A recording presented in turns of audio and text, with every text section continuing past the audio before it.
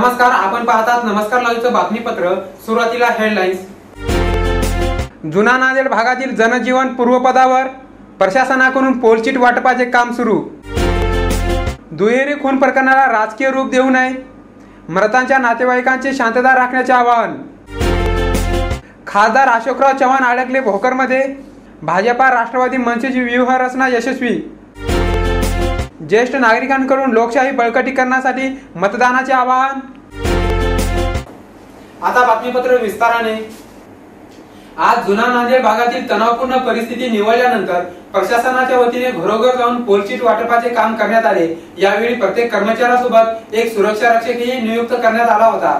5 दिवसापूर्वी शहरातील गाडीपुरा भागात 2 युवकांनी एका घरात घुसून 6 जणांवर धारदार हत्याराने वार केले होते।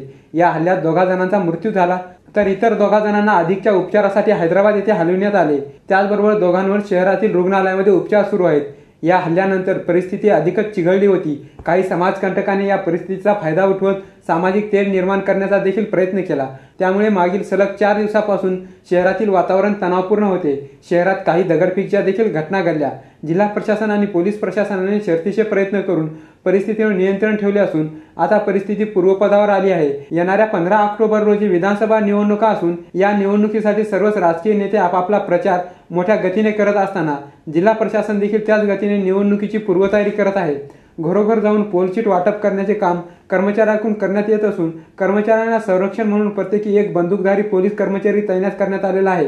शहरातील जनजीवन आता काहीसे पूर्वपदावर आले असून शहरातील गाडीपुरा आणि जुना मोंढा भागात शांततेत ही पोलचीट वाटपाचे काम केले जात आहे। पोलीस प्रशासनाने या प्रकरणी अधिक दक्षता घेऊन निवडणूक पूर्वतयारीच्या कामाला गती मिळवली आहे। 5 ऑक्टोबर रोजी झालेल्या दुहेरी खून प्रकरणानंतर मृतांच्या कुटुंबियांनी आज पत्रकार परिषद घेऊन या खून प्रकरणाला कोणत्याही प्रकारचे राजकीय रूप देऊ नये असे आवाहन केले। त्याचबरोबर खुन्यांचा तपास केवळ 5 तासामध्ये लावल्याबद्दल पोलीस प्रशासनाचे देखील आभार मानले। शहरातील जुना मोंढा भागात झालेल्या दुहेरी खून प्रकरणी शहरातील वातावरण काहीसे तणावपूर्ण होते।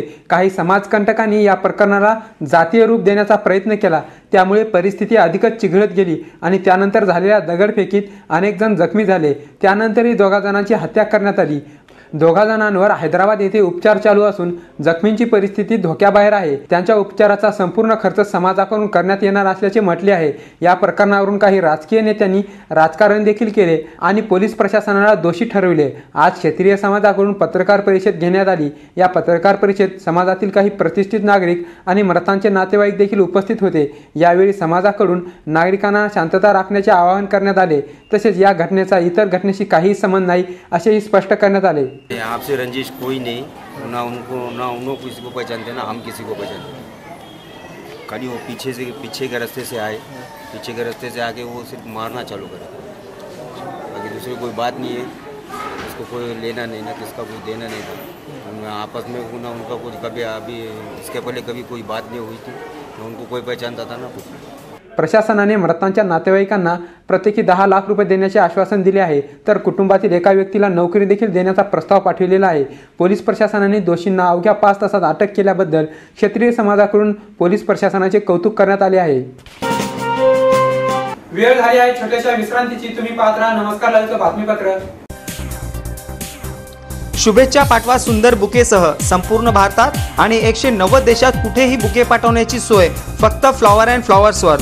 Bouquet, stage decoration, room decoration आणि कार डेकोरेशनचे सृजनशील नाव flower and flowers, centre point, Shivajinagar, Nanded. संपर्क 73 50 62 56 56। विश्रांतीनंतर पुन्हा एकदा आपलं स्वागत। काँग्रेसचे प्रचार समितीचे समन्वयक माजी मुख्यमंत्री तथा खासदार अशोकराव चव्हाण यांना आपल्या पत्नी सौभाग्यवती अमिता चव्हाण यांच्या प्रचारासाठी भोकर येथेच अडकून राहावे लागत आहे। काँग्रेसचे बंडखोर, राष्ट्रवादीचे तसेच मनसेच्या नेत्यांनी अशोकरावांची पुरती पंचायत केली आहे। विधानसभा निवडणूक प्रचाराला चांगलीच रंगत चढली असून यावर्षी महाराष्ट्रात अत्यंत प्रतिष्ठेच्या समजल्या जाणाऱ्या भोकर विधानसभा निवडणुकीची लढत समजल्या जाते। कारण या मतदारसंघात सौभाग्यवती अमिता चव्हाण यांच्या रूपाने माजी मुख्यमंत्री तथा खासदार अशोकराव चव्हाण यांना आव्हान आहे।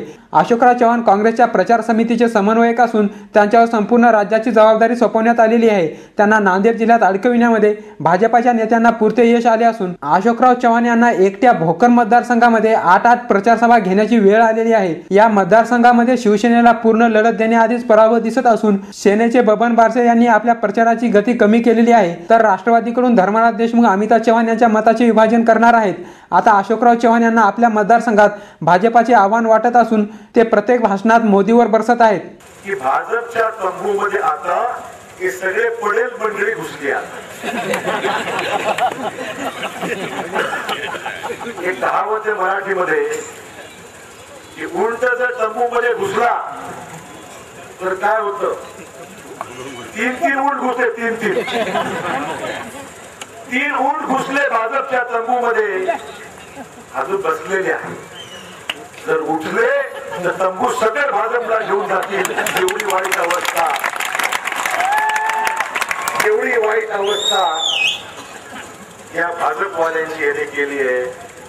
अच्छे दिन आएंगे आएंगे म्हणून भाजपवाले बसले, भाजपवाले तिकडेच राहिले, उलटा ताबा घेतला या तंबूचा।